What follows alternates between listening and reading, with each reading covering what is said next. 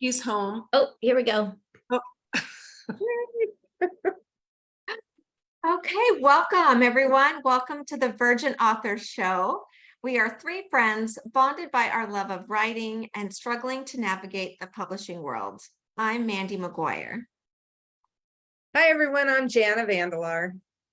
And I'm Lissa Reese, and I am so thrilled to introduce tonight's guest. Amy Ferris is an author, editor, screenwriter, and playwright. Her memoir, Marrying George Clooney, Confessions from a Midlife Crisis, was adapted into an off-Broadway play in 2012.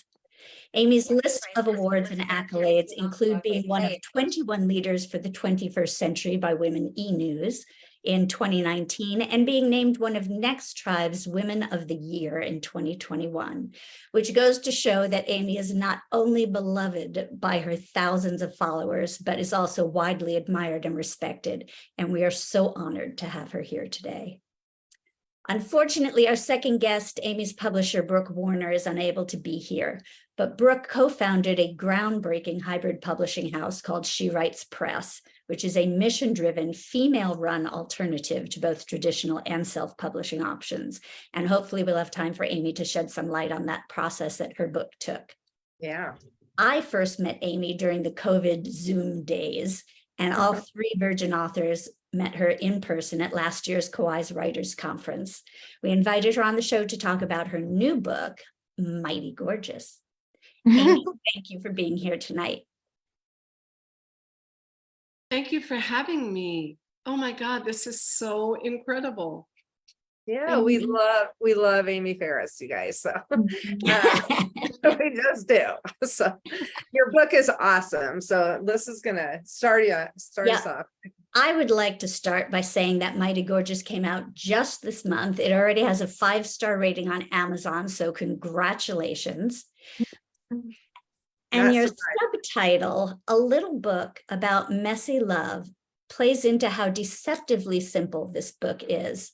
I wish I had time to discuss all the passages that increased my admiration for you, led me deeper into my own self-awareness, and just plain impressed the hell out of me. Yeah. You talk about the way that women betray ourselves by trying to please others at the cost of our own dreams and desires. And this is a subject so dear to my heart. I want to know if you'll share about how and when you began to break that dynamic. All right, so I want to ask you, why is it so dear to your heart? Because this is the awakening that I had when my kids got out of the house. And it was years after college was over because they kept coming back. People said, how do you feel about the empty nest? And I thought, I don't know, because they won't quit coming back. But once they were finally gone, I realized that all of my dreams and goals had to do with my husband's career and, you know, getting my kids where they needed to be. And I had lost track of what mattered to me. And so that really was when I started writing. Oh, I love that. Yeah. How did it start for you though, Amy? I mean, did you, we kind of read it throughout the thing, your process as you were growing, you know, throughout your life, all the things. This book is like mind blowing with that. But yeah, so was it just, you know, after you met Ken, I was thinking that you kind of started. You know, after I met Ken, I kind of felt like, okay, I can really be honest about everything in my life. You know, I think that there's a part of us that we feel that we can't really talk about all of the stuff that we go through. Somebody asked me earlier, because, you know, Ken has not been well, right? And so, and I love him. He is, you know, the moon and the stars to me, and I know you all love him. But one of the things that happened for me, and I think, Lissa, you're gonna relate to this too, is that I started to feel resentment that I was taking care of him. And I didn't quite know how to take care of me. Yeah. And I found out that I can do both. And that really shook my world. that really shook my world, Jana. It was, I could do both. I could take care of me and I can take care of him and I can love him and I could fall more in love with me. And I didn't quite know that that was possible ever before Ken. I I love would- that because, yeah, because it is hard, you know, sometimes I think we always have to like separate, you know, that we only have to take care of ourselves, blah, blah, blah. But it's so great that you're able to say that, you know, that you can take care of both. It's okay. And be just as strong, if not stronger, doing that, you know. And don't you think that that's something that we all need to learn is I could take care of me and I could take care of you. I can love you like crazy and I can love me like crazy. You know, it's That's the thing we get, and I say this in I love this woman. I just love her like crazy. Go ahead, Lisa. We all do. I think that we're taught to take care of other people, and we do, and that's, you know, that's the dynamic. We take care of everybody else, and that's not a bad thing.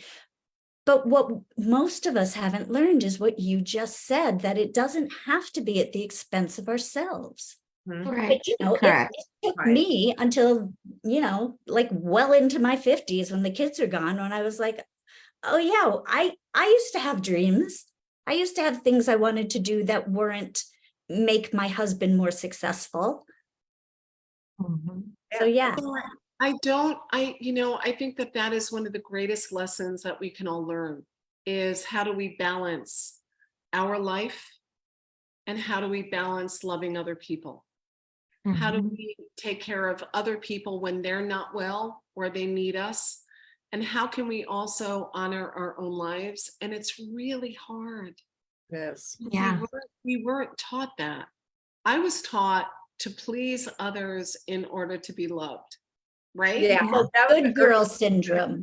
Yeah. Don't even get me started on the good Yeah, girl no, syndrome. it's a great Okay, section but in you your know book. what? about that. That's Yeah. let's get started on that because the good girl syndrome is why a lot of us suffer. It's think- why a lot of us don't even get how we can be good girlfriends, how we could be good wives, how we could be good partners. You know, we think that we have to give something away in order to be loved. And we don't. Hide something, right? Don't be too smart. Don't be too strong. Don't, you know, don't be too together, you know? Make sure you mention that, you know, you Go ahead. Go ahead. Go ahead. well, you know, so I'll get all into the whole mental health thing. So I'm going to admit flat out, I take antidepressants every day. I take anti-anxieties every day. Oh, yeah. And I would be a total disaster without them. But with them, now that I am finally balanced, You're snapping, I'm girl. You are snapping. damn it, I'm strong and I'm Jana. capable. Jana, and you were I'm like- loving. No, she's good. I was going to ask her specific meds because no, but you've always been you're so bright, Lisa, and you know, so. But you know, Yeah. Mandy had to like drag me kicking and screaming into Virgin Authors because I was like, go Which was live. No, I don't do live. Yeah. Yeah. That was. Well, anyway. so Amy, I wanted to ask you, so Okay.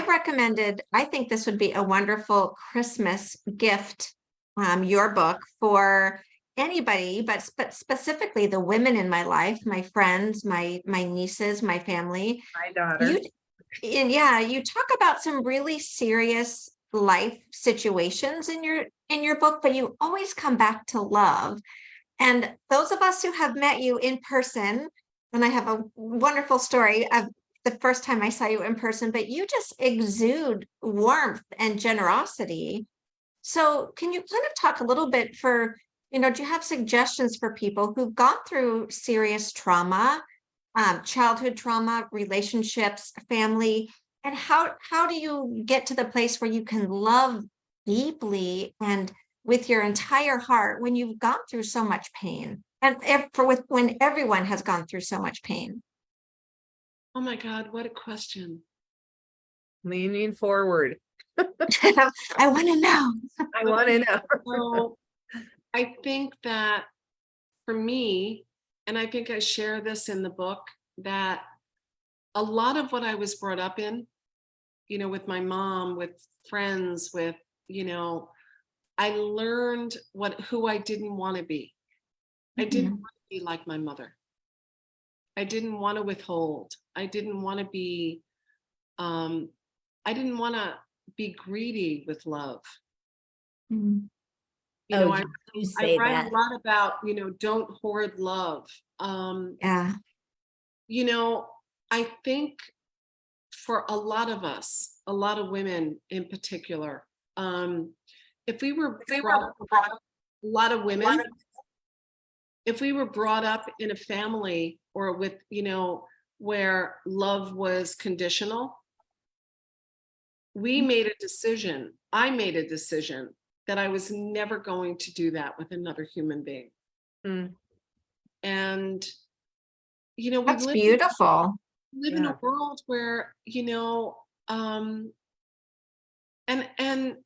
Lisa, I want to address something about what you said about, like mental health. So many people struggle with that. So many, whether it's anxiety, whether it's depression. And for so long, we didn't talk about it. We just, pushed it under the rug, and we made believe that everything was okay. And no, everything wasn't okay. Yeah. I went to see a therapist when I was a young mother, and I don't even remember why. Maybe it was a marriage counselor or something, but I was talking about what was going on in my life, and she said, well, are you depressed? And I said, no. What do I have? I have 2 beautiful children. I have a loving husband. I have a beautiful home. I drive a nice car. What do I have to be depressed about? And I was so in denial. And finally, she didn't say a word. So I looked at her and I said, what would that look like? Oof, And oof. she Yeah. told me what it would look like. And it was like, oh yeah, I don't I'm get out depressed. of bed in the morning. Yeah. No, I had all the symptoms. I was like, oh, okay. But the stigma on it, the need to not only sweep it under the rug, but like, don't even admit that it's lying there to be swept up, just step around it. Well, also we were taught to appreciate, hey, Yes. you've got 2 legs you can walk on. You should be happy. I was raised like that. And so, Exactly. yeah, depression, what the hell? I mean, yeah, I have more than 2 legs. I'm so lucky, So it is a tough thing to identify. So I think it's really good that you had a good counselor. And I think it's really wonderful that you talk about it, because it's something that we don't talk about. It's a stigma like other things. And, talking about it is really, really important. Well, I I'm remember- gonna, oh, sorry. Go no, ahead. go Liz. ahead, babe. Well, I was just going to interject because I thought, like Mandy was saying, that I think it's a great book for gifts. I'm sorry, people, but I totally agree with you on that. It's fast read, you guys. I think Mandy and I both read it in one night. It was just like, this is so good. But I was showing the girls earlier, I took like pictures of the pages that I highlighted that I wanted to share you with had my daughter. Could you see that on the thing? But I just highlighted all these things because my daughter, our girlfriends, but as well as my people, women, especially in their 20s, it's so hard because, even still today, it's just such a tough world. It always has been, always will be. But I was like highlighting all these things to read to her because I wrote. I love that. Basically, I mean, if I could share it with my 20-year-old daughter, she's at that age where I don't have any power whatsoever over her, but I would make her read this book if I could. But I've already shared some of the passages subtly when I've talked to her since I've read it. And we've had some interesting talks. So it brought up some really cool conversation. I love that. Yeah, I can't thank you enough for that. But I love, I guess, the one thing that I really loved that I thought kind of related kind of to me more than her probably, but you wrote, if you're okay if I read this. Sure. passage. Absolutely. She woke up wishing someone to take care of her, make everything better, sprinkle some magic, offer her a cool job, write her yet to be written book, wash her hair, brush her teeth. I mean, this is so me. She was wishing, hoping, praying to be taken care of. And then I just love this. And I could so relate because especially with depression, you're just like, God, or I just want to be taken care of. I don't know if it was the way we were raised sometimes. And then you go on to say, like, I just loved how you kind of were wrapping it up. You said she took a deep breath. She sat there. She sat up and said, she sat the fuck up and she took a deep breath. Wow, there's so many good things because after that, you said she needed to stop waiting for life to happen and she needed to make it happen. And that's what I really wanted to share with my daughter. I think I'm catching on to that now at this age. And it's like, I'm 63, it's like, why I have to wait this long to catch on? I think I kind of started maybe in my 50s, but I'm like, when you see youth, you're just like, no, just go out and do it, because you're so held back by these stupid, superficial things. So basically, I guess, you just talk about super heavy, wonderful times in your life and some of these aha moments. And do you have a pile of notes from your past, from back when you were 20 on up to, that you just scribbled for the reference for this book? How do you remember these things? Because it was so. Oh my God. You want me to know how I remembered? How? Just the same way you do. It's no different. We just kind of go back to a moment and we think, oh my fucking God. Huh. Why did I do that? Right? We do. Yeah. We do. It isn't, I don't have, like Post-its on my, I don't. But I do. Journaled. I do have emotional Post-its. I do. Where all of a sudden I think, oh my God, why did I do that? Or, oh my God, why did I say that? Or, oh my God, why didn't I stand up for myself? And I think what happens, and I think you all get this, is all of a sudden we think, I don't want to do that anymore. I don't want to please that person, or I don't want to be the pleaser anymore. I don't want to do that. It isn't getting me the result that I want. Somebody said to me a really long time ago, if you want a different effect, make a different cause. And it took me like a really long time to understand that. But, I think a lot of women are pleasers, right? We just are. And we want to be loved. We want to be liked. We want to be honored. We want to be seen. We want to be heard. And, and we were taught that this is the way to do it. Yes, which were. Is just awful. And I just started, I've listened to the first hour of Bonnie Garman's new book. Oh, she's amazing. Holy cow. I mean, the character is a couple decades, one decade. Anyway, she had it worse yet than I did, because by the time I was in my teens, the 60s had happened, and we weren't quite as put down as the character. The character in this book is just, what she goes through is hideous. It's just hideous. It's horrifying. And there's so many cultures that are still out there that are still out there. It blows me away. Hollywood is, so still yet with that. Yeah, we've got so many questions. That's a question that we can ask each other. How do we do this? How do we transform that? That's a question we can ask. Well, with little books like yours. I mean, slowly, just teaching each other. So I think that we need to honor each other and lift each other and champion each other. And I think that the other thing too is to acknowledge the pain that we're going through. That's really, really important.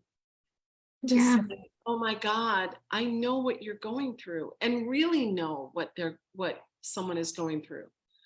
You know, Yeah.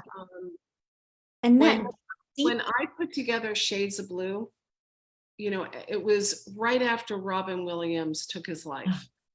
And I thought, oh my, and it was born out of Lissa. It was born out of a lot of people writing that he was selfish.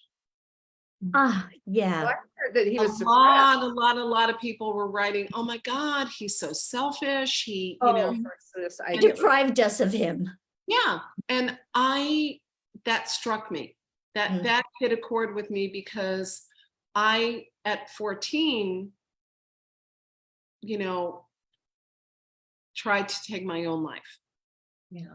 And I thought, this is an opportunity for me to write about something and really be like out there, completely out there. And thousands, and I'm not exaggerating at all, Janet, thousands of people responded. I'd never gotten that kind of response. I wrote about my own suicide attempt when I was a young girl. And I picked up the phone and I called my publisher, who was Seal at the time. And I said, oh my God, we need to do something. We need to put together an anthology. And my publisher said, let's do it. Yes, let's do it. And that was how Shades of Blue was born. Okay. And 38, I reached out to like 45 of my friends, but 38 who, and most of them I would have never, ever expected to have had a story. Yeah. I just wouldn't have. And, you know, that to me is why we do what we do. Yeah. Amy, I Writing- think it's Yeah. really important.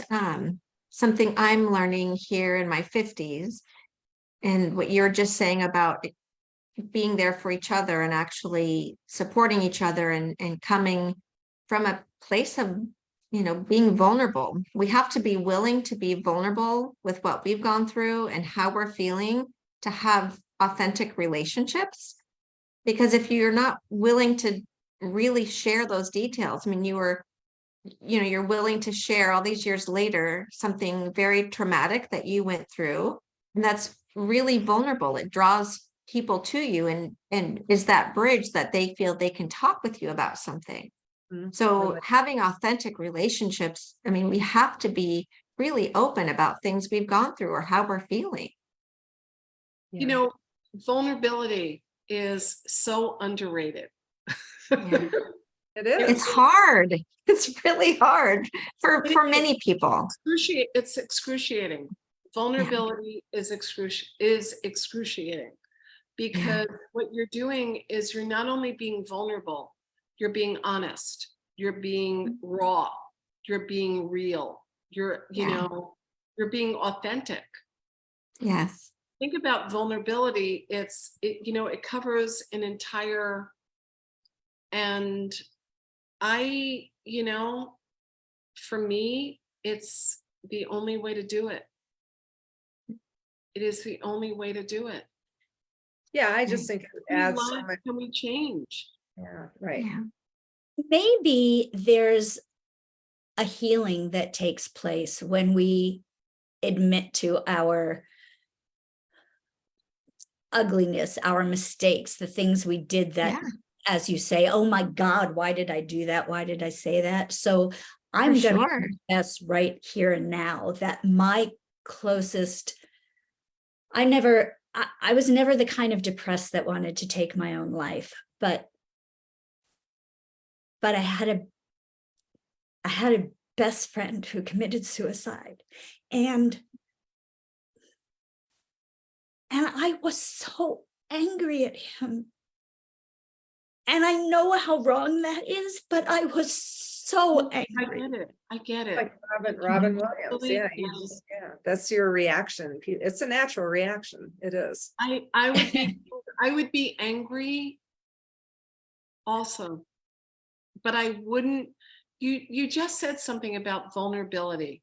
And I think instead of looking at it as a flaw, we should look at it as a beauty mark. For Yeah. sure. It's I such a strength. Yes, Yeah. right? Yes, Embrace your cracks. I love that. yes, Because, yes. we talk about all this stuff as if it were messy and bad and awful. And you know what? It isn't. No, Isn't. it's wonderful. It's It beautiful. actually gives you more confidence, and it shows confidence when you can Yes. you're vulnerable. It actually, and it keeps building. The more vulnerable you are, you're actually more confident in my head. That's why I've Yes. always felt it's like, you know what, I'm open. I was just cleaning the yard today and I thought, oh, well, if they're looking Oh, wait at a minute. Let's backtrack, Jana. You were What? cleaning the yard? yeah. Anyway, and I look better than I did, but I was thinking, I remember always thinking this because somebody was saying, oh, Jana, you missed some part of your leg that wasn't shaved or something. I said, if they're looking that close, they deserve to find something, and I was doing that today with the yard. I was blowing the leaves and I'm like, oh, because we have an open house. And I thought, oh, but their sleeve is going to be still there. And I thought, if they're looking for something, let them find it, They're gonna and find it it. makes Yeah. you more confident, I think, as Yeah. you get older, Yeah. I'm not older, but the more vulnerable, it just makes you stronger. It's like, Yeah.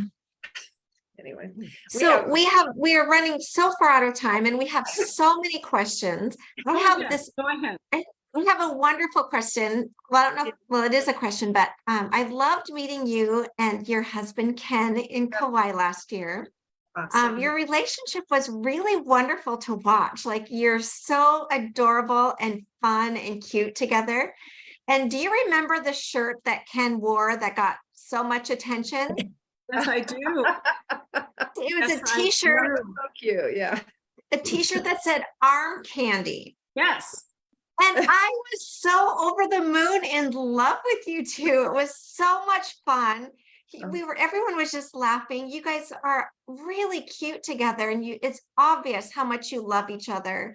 And you're very playful and fun, and had a great time together. So how do you keep your relationship so connected intimately like that in the midst of our busy world and life that we have? I'm leaning I'm forward so again. envious of Love that. that, Jana. Keep leaning forward, Jana. I need lovely. the insight. No, it's important. And I love what I'm sorry, but really quick too. In the first part of your book, you said something like, I'm screaming at Ken to slow the fuck down or something. I'm like, see, they're real. She's real, because at the Kauai conference, you're kind of like, oh yeah, right. That is Adorable. no, that was the first part of your book. And I'm like, see, Yes. go ahead. I'm going to say this out loud. So pre-Ken, all the men that I ever met, I felt like I had to kind of jump through hoops for.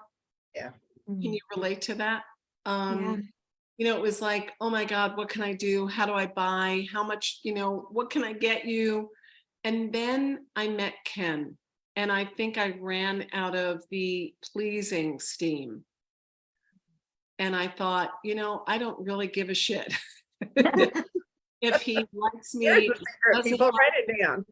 Mhm. I think we have, as women, we Mm. need to run out of that kind of, what can I do for you? What do you need from me?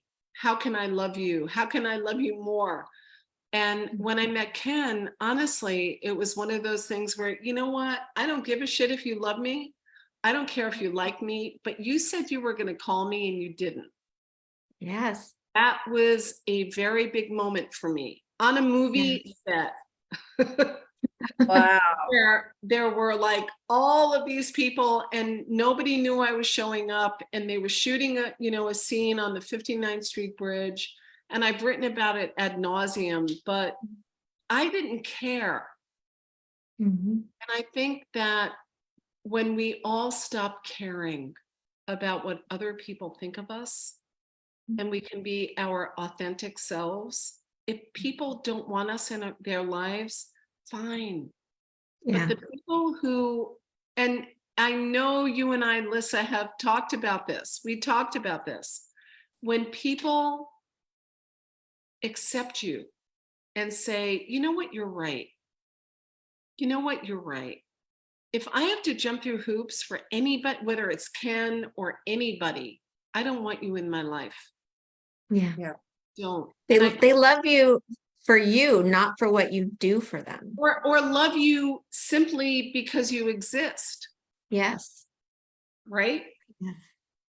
And, you know, when I met Ken, I was 38 years old. I had gone through like a slew of really bad men, like truly. I mean, I'm sure some of them are in like Rikers Island right now. And That's fine. I stopped caring about whether or not he liked me or didn't like me, or I knew that I needed to like me. Yes. But And the I- arm candy thing kind of also No, showed the how arm much he candy, supported the you. arm you know? candy, which is really kind of amazing, came out of Karen Haycox, who is partners with Brooke Warner. Oh, okay. She was there, and and Linda Schreier's husband Terry was there. So the three of them were wearing arm candy t-shirts. Oh,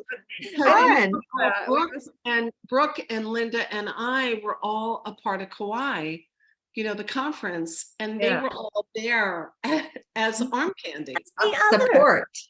Yeah. you know, and to That's have a support man you, who I will think, too. allow you to be in the spotlight like Yeah, that that's what I was is, gonna say. I mean, that's the thing. Ken adore, like, that's what we were watching. It wasn't like he didn't even have to take over, have any spotlight. He was just very happy to watch you talk or to watch. Support. Yeah, it was a wonderful, and I think that's the secret too with you. I mean, it's not just you don't care, you know, that you've kind of gone beyond that. It's really finding a good person, a good match, whether it's male, female, whatever, that just is your champion, you know? You I know think what, I have Jana? that. You know what? I think that if we're that kind of person, You're right. It does bring it on. Yeah. you You're right. know, I think if we're that way, then they're that way. Yeah. I don't think, you know, You're right. That's absolutely true. What we and I attract. mean that, and I'm being really straight about that. I think that if we're that way, then we bring in that. we into attract our- it. And that's We another attract- thing we about attract my that. 20-year-old that I want, that I want her to learn. We are so, we have taken so much of your time, and I mean, No. this is I why could we do love it for her, you another guys, 4 everybody hours. out there, because she's so easy to talk to, and the book is. Oh, and I have to tell you, this is the first time that we have like almost completely thrown the script out the window, because it was so much more interesting to just see where this conversation went than Yes. to, you know, ask these questions. We thought, Okay, can I say this out loud? Jana, will you come to LA? I know, oh, you guys, Gosh. whoever's listening to this, I was like, I'll just. Yeah, kind of you keep my should window looking. Go. You have to go. you have to Oh, go. Jana, I would go. You have to. you have to No, I come, would be Jana. honored. I don't know the dates or anything, but I'd be honored if I can flip this. November 11th. I'm throwing that out there. I love You that. The have numbers to. are great. 11-11. I love ones. Oh my God. Oh, wow. You Yeah, I love have one. to. Thank you very much, Amy. And thank Can you you for doing come? it publicly so I Come? can say Amy actually invited me. I did. Can you come? Yes, I will. I have to look, but I think I can. I have Oh my anything. God. Oh But my if God. you're not going, Lisa and I are going to blow off the last 2 days I'm of the gonna wear the conference Virgin and you're Author there. hat. Oh, everybody. okay, wait a minute. So Lisa, come. Mandy, come. Yeah, come on, guys. I know. We're already in Kauai, and No, I you would have aren't. I know, loved. Mandy, I know that. I know that. I'll see you next year there. Yes, we will. I'm so jealous. Take I a mean, I lot of would pictures. love to go to that. I'll be there with my little camera. That's all I'll do. All right. is- Well, listen, Yeah. Jana will be there with cameras. She Yes. will. yay. Oh, my selfies. Look at I'm there's so jealous. All right, Amy, don't go away. We're not finished talking to you, I'm not but going away. we have to get off the air. Virgin Authors will be back on November 2nd with our Zibby book author, Megan Jarvis, and on the third Thursday in November with Julie Barton, who wrote a powerful memoir. I know you love Julie too. Dog Medicine, How My Dog Saved Me from Myself, which is just an amazing memoir. Please join us. Very fun. And you can watch the Virgin Authors here on Facebook. You can find information and these videos on our website at virginauthors.com and on our YouTube channel. Please also find links to our individual websites and feel free to reach out to us on social media. We'd love to hear from you. Thank you for tuning in. This has been a really wonderful night with our amazing friend, Amy. Good night, everyone. It's really good. It's awesome. Mighty gorgeous. Mighty gorgeous. Yeah.